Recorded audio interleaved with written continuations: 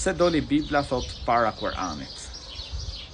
Atëherë duhet ta dish që Zoti i Gjithësisë ka dërguar tek çdo popull paralajmërues, lajmtar. Para Isait, Jezusit, ka qenë një profet tjetër.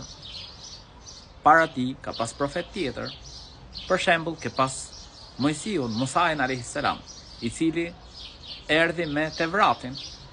Po ashtu ke pas profet tjetër, Daudin, i cili erdhi me Zeburin.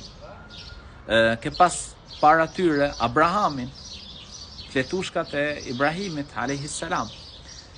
Dhe vula e profetëve që është Muhamedi a.s., për të cilin ka përgëzuar vetë Jezusi, siç thot Zoti i Gjithësisë në Kur'an, wa mubashiran bi rasulin yati min ba'di ismuhu Ahmed. Pra, siç tha Jezusi, dhe përgëzues për një profet i cili do të vijë pas meje, i cili quhet Ahmed, pra një ndër emrat e Muhamedit a.s.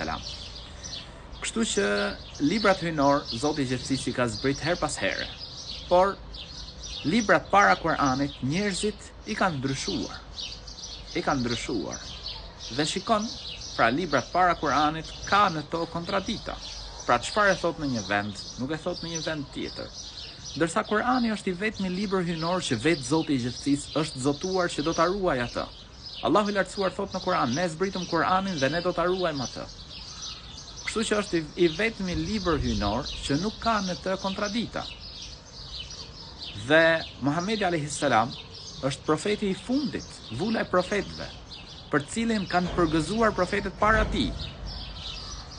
Dhe ai i cili e dëshiron xhenetin, do që të hyjë në xhenet, duhet të pasojë Muhamedin a.s. Pra ashtu siç na tregon Muhamedi a.s. duhet ta besoj dhe ta pasojë Muhamedin a.s.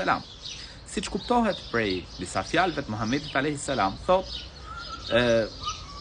nuk dëgjon, pra siç kuptohet për fjalëve të tij a.s. nuk dëgjon një njeri për mua dhe më beson vetëm se hyn në xhenet. Dhe nuk dëgjon një njeri për mua dhe nuk më beson vetëm se hyn në zjarr, pra dënohet zjarr. Prandaj unë të ftoj që ta lexosh Kur'anin dhe kur ta lexosh Kur'anin lutë Allahun e Lartësuar që të ta mundësoj ta pasosh të vërtetën.